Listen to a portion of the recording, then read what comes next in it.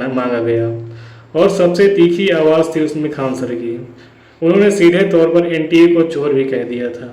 NTA गंदगी फैलाए हैं तो साफ इनके अब्बा के करेंगे। चोट्टा कहीं का कहता है कि पैसा नहीं लेंगे।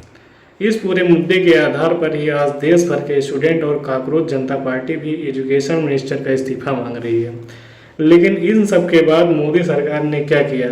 उन्होंने केवल ऐलान किया कि हम साथ एयरफोर्स का इस्तेमाल करें पेपर को ट्रांसपोर्ट करने के लिए, और खान सर ने इस ऐलान पर भी सवाल उठाए।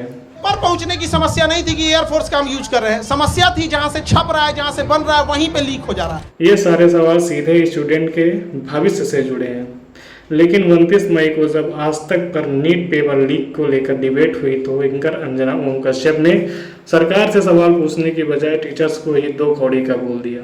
उसमें भी आजकल हो गए हैं स्टार टीचर्स, यूट्यूब वाले स्टार टीचर्स, जिनको कुछ जानना ना कौड़ी, खाली व्यूज बटोरते हैं, पैसे वसूलते हैं। इस बात को लेकर भी अंजना ओम कश्यप का कई टीचरों ने विरोध किया।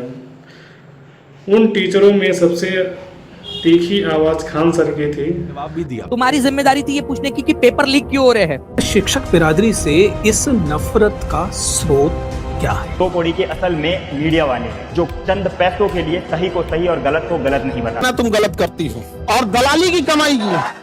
जब भी दलाली करोगी चेहरे से ना जो एक वास्तविकता थी वो खत्म हो जाएगी। आज भी तलवे चाट के आई हैं। दलाली की कमाई की खराबी अंजना तुम नाम नहीं ले सकती हो टीचरों का। अगर टीचर दो कौड़ी के हैं तो तुम फोकट की भी नहीं। अभी तक यही चैनल इन टीचर्स के साथ अपना मन शेयर कर रहे थे और उन्हें बढ़ा चढ़ा कर दिखा रहे थे, और एकदम से यूटर्न लेकर इन्हीं टीचर्स को गाली देने लग गए, सिर्फ इसलिए कि वहाँ पर सरकार से सवाल किए जा रहे हैं।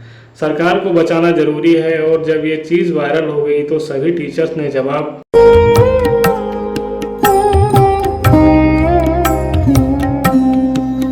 और इन सभी घटनाओं को एक साथ रखकर देखो। दोस्तों, 29 मई को खान सर ने गोदी मीडिया की बड़ी एंकर को दलाल कहा और 2 जून को उनकी कोचिंग सेंटर पर हमला हुआ। 5 जून को एफआईआर और उसी हफ्ते फायर नोटिस थमा दिया गया, और फिर 7 जून को अंजना ओम कश्यप ने दिल्ली हाई कोर्ट में 2 करोड़ रुपए का केस करती हैं। और यह मानहानि का केस किस लिए? क्योंकि खान सर ने उन्हें बिकाऊ पत्रकार, चाटुकार, दलाल और फेक न्यूज़ की दुकान कहा था।